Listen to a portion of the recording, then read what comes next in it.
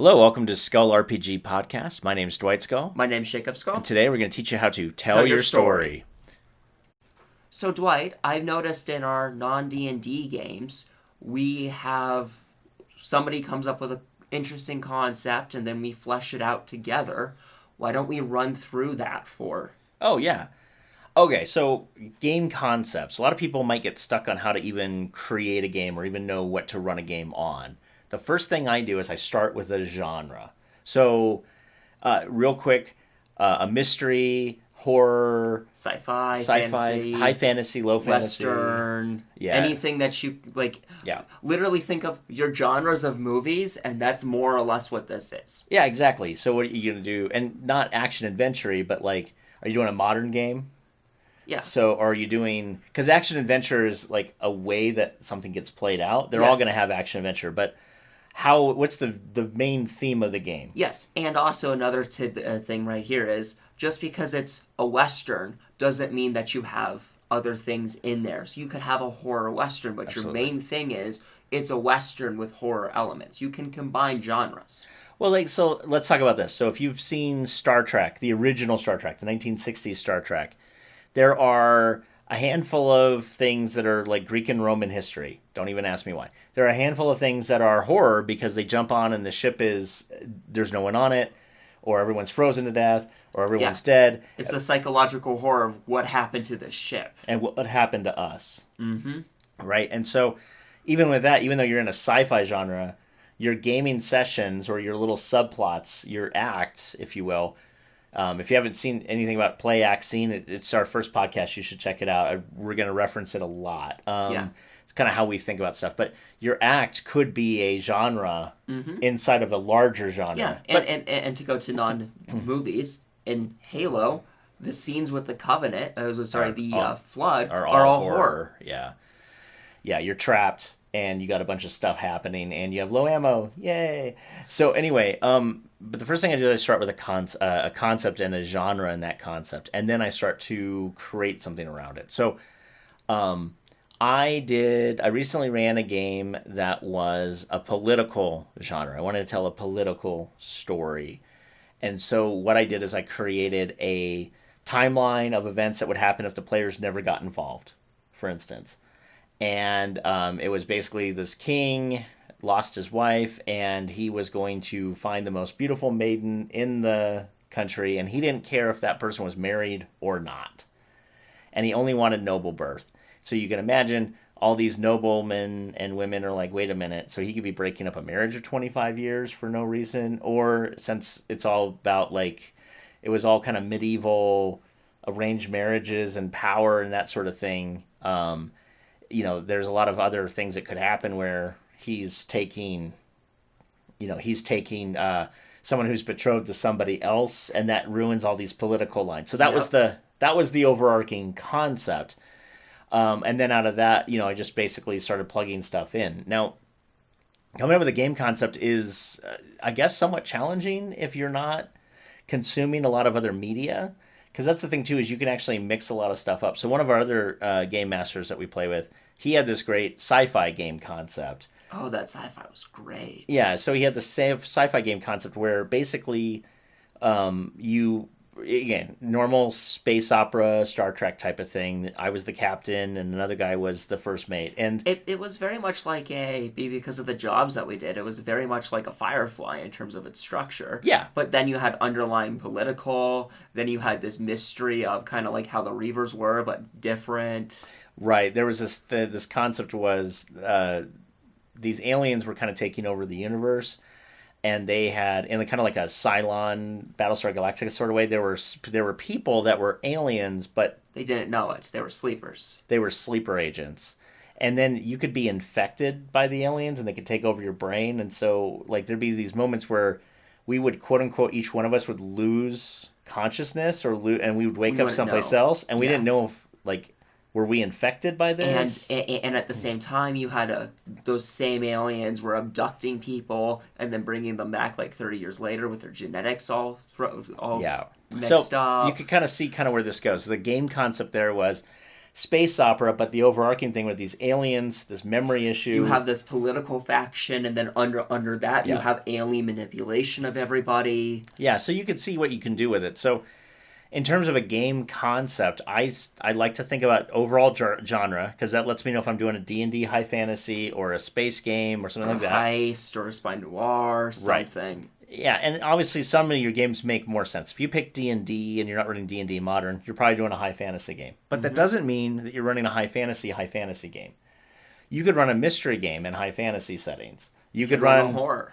right, you could A run a lot horror of the game. monsters in D&D have some very good horror aspects to go off Oh, of. well, especially anything that's like an aberration. I mean, it's all Lovecraftian at that point. Or anything that shapeshifts or anything like that has Oh, yeah. some horror elements to it. Yeah, shape shifting is great. The doppelgangers, you know. Anyway, that said, how I pick my game concept is I start with the genre. After that, then I start dialing in on I guess something I would like to explore. Do I want to explore memory issues with alien? Do I want to explore memory issues? Well, if I'm in sci-fi, I do aliens. If I'm not, if I'm on the high fantasy, maybe there's a relic, maybe there's a monster that does it. Mm-hmm. If I did Night's Black Agents, I had the vampires kind of act like the Silence in Doctor Who. Once you Yep. saw them, They disappeared. yeah, once you stopped seeing them, you forgot what you saw. Yep.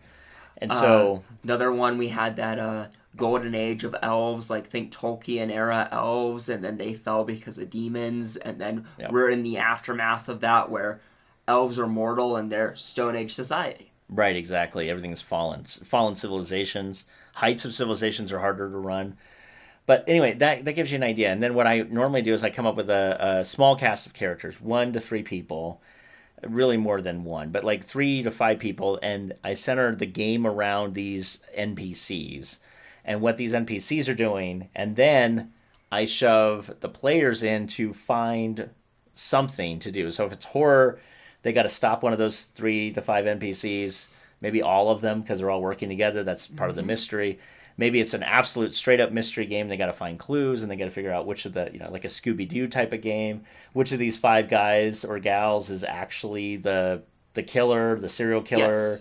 Or, you can just see how you can go with it, right? You can do political intrigue with kingdoms fighting each other. Again, which of these 3 to 5 matter. And then you have the players in a kingdom thing of who do they choose, and then Yeah. there's repercussions of their choices. So I guess the reason why I love D&D and any other kind of gaming system that I've ever played with, like a GURPS or a Shadowrun or Vampire Masquerade or anything like that, is because you have a rule set, but then you can literally pin your entire game on it. Mm-hmm. Like even Vampire the Masquerade, you could actually put it back in the medieval ages if you wanted and run a high Have rules fantasy. for that, actually. And run like a high fantasy-esque game. Yeah. Like a War of the Roses, but with vampires. Yep. I mean, and GURPS is easier to do that with than anything else, just because it's meant to be generalized. Yeah. But yeah. you can do it with anything. Yeah, and so hopefully this gives you an idea of like, really you're bound by your own Imagination. Exactly. Which is another thing that you employ is a thing called a lexicon.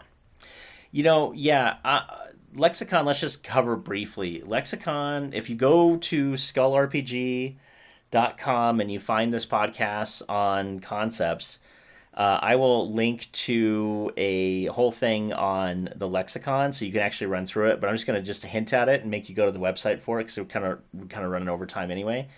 The lexicon is a way that it's a game within a game. So what you do is you come up with your concept, then you inform your characters, your players, really, what the concept's going to be. And then what we do about, I don't know, maybe a month or so before we're going to start the game, the person who's going to GM, will run the lexicon game that night. And so we put on hold the current thing that we're playing. We play lexicon for maybe 35 to 45 minutes.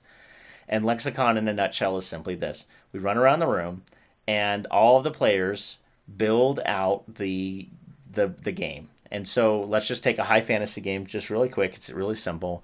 So we do a high fantasy game, and I say, hey, we're going to do a high fantasy game. It's going to be political in nature. We're going to have a king, and he's going to basically kind of oppress his subjects, and it's up to you whether or not you want to support this king or you want to overthrow this king. And that's all I'm going to give you for this concept. That's what I'm thinking of right now. And then I said, okay, let's play lexicon.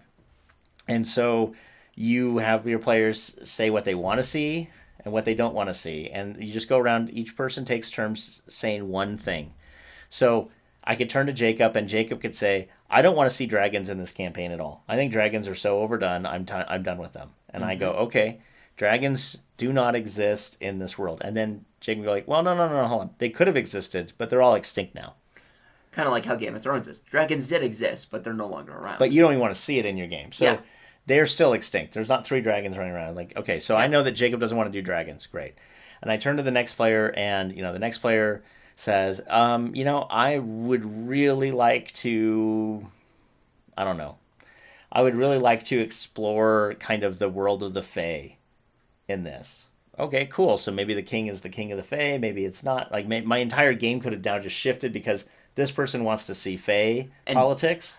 hey, the king might be getting influenced by the Fae, so now you Yeah. have internal Fae influencing the mortal Right. world. If you know what the Fae are fairies, but anyway, they have their own little mythology in the Celtic world. But the whole point is you can quickly see like and you just keep going around for like literally like one person doesn't get one thing.